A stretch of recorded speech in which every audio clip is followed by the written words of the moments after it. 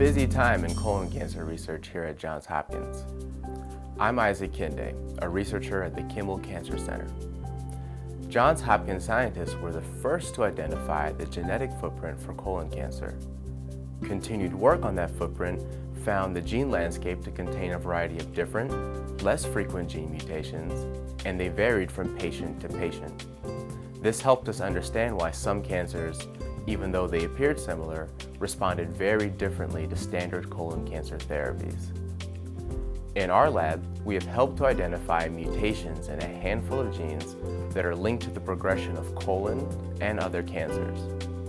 These genes are now recognized as the most highly mutated genes in human cancers. Many of these scientific discoveries will hopefully lead to new, less invasive tests that will enable us to detect cancer in an earlier, curable stage. It's clear, genetics will play a very important role in future colon cancer discoveries.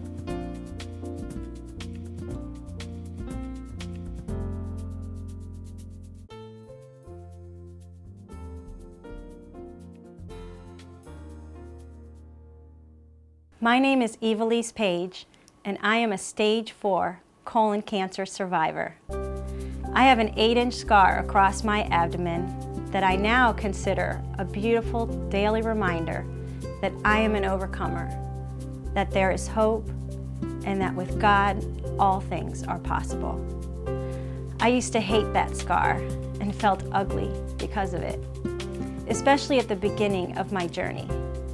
For about a year following surgery, I battled fear, and my scar reminded me of the intense pain and the very real possibility that my cancer could come back. I didn't know if I could go through all that again. I was overcome with emotion at the thought of missing out as my 4 children grew up, the wounds that they would carry for life, and my husband having to raise them all by himself. I felt an overwhelming sadness. So where was the hope? How did I overcome? I went back to what I knew. God did not give me a spirit of fear, but one of power, love, and a sound mind. He promised me that He would never fail me or leave me. He promised to be faithful, even when I was all but out of faith.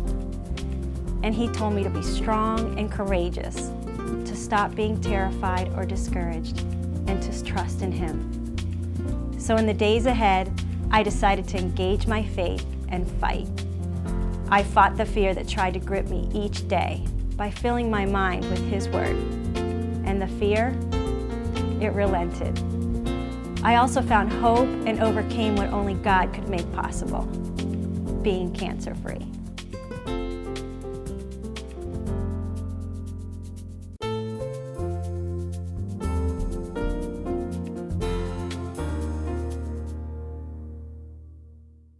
You are what you eat. How many times have you heard that before? There might be more truth to that old saying than you think. Numerous research studies are showing that food choices we make every day have an important impact on our colon cancer risk. I'm Mary Eve Brown, a dietitian at the Kimmel Cancer Center at Johns Hopkins. Choosing a healthy lifestyle that includes eating the right foods and getting plenty of exercise go a long way in keeping your colon healthy. The American Cancer Society, American Institute for Cancer Research, and the World Cancer Research Fund all recommend the following. Watch your weight. Be as lean as possible within your normal body weight range. Get physical. 30 minutes of physical activity a day is a minimum suggestion. Limit your intake of fast foods and watch what you drink. Try to avoid sugar-filled beverages. Try to eat 21 ounces of non-starchy vegetables and fruits a day. Eat unprocessed grains and limit refined starches. Processed meats are high-risk foods. Limit your red meat consumption to just 11 ounces a week. Don't smoke, and limit alcohol drinks to 1 per day for women and 2 for men. And don't pick up the salt shaker. When you go to the grocery store, head for the produce and seafood sections. The vitamins, minerals, and antioxidants needed to lower your risk of colon cancer are all there for the eating. It's important to remember, all the research linking a healthy diet to a healthy colon doesn't mean much unless you put it to work. If you are a colon cancer patient, there are ways to manage side effects of treatment through diet. If you've had colon cancer surgery, it might be helpful to stay away from high-fiber foods like popcorn, nuts, raw fruits, and vegetables. If you're experiencing nausea from treatment, try eating and drinking slowly and have your meals at room temperature. Patients should not lie down for 2 hours after a meal. Chemotherapy and radiation can cause fluid and electrolyte losses. All fluids count, as long as they don't contain alcohol or caffeine. Colorectal cancer patients should try to eat several small meals a day. Pack them with plenty of protein and calories. Diet and how it affects colon health and colon cancer, they go hand in hand.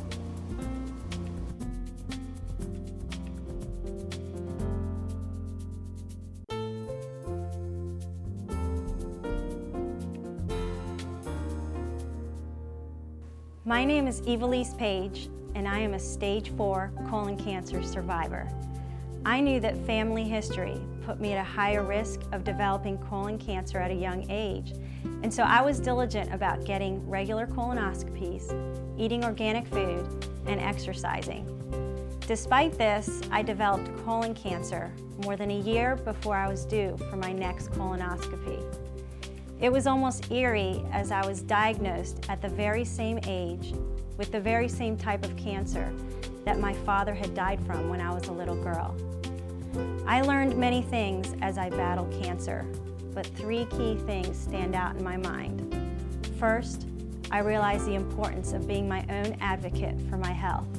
I had to listen to the wisdom of my doctors, but I also had to listen to my body enough to know what was normal for me and what I would be able to handle. Second, I came to see the importance of having a team of doctors, both conventional and natural, who work together to heal the whole person. And third, I had to keep reminding myself that cancer is not my identity and I am not a statistic. Statistics are good, in my opinion, to help us make the right decisions about treatment, but not for our outcome.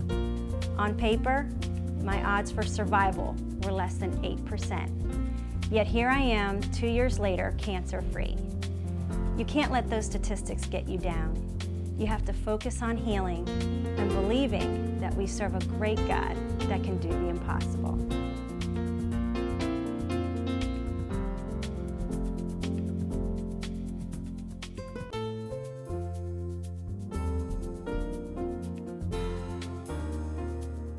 If you know anything about cancer, you probably know that cancer that is metastasized or spread in the body is a cancer that kills. I'm trying to change that, especially when it comes to colorectal cancer. I'm Luis Diaz, a medical oncologist and researcher at the Kimmel Cancer Center at Johns Hopkins. We've come a long way in the treatment of colorectal cancer. New chemotherapies have proven to extend patients' lives. Just a decade ago, the average survival of a person with advanced disease was just 6 months. Now that average has increased to almost 2 years. But I want more. I look at my patients suffering from advanced colorectal cancer and I want to cure them. It's not easy being an optimist and an oncologist. The two don't merge very often in the cancer world, but I have reason to think positively.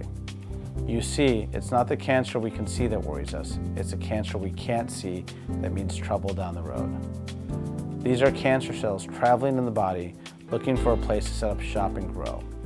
So we are developing a blood test that can detect fragments of DNA shed from early stage colorectal cancer.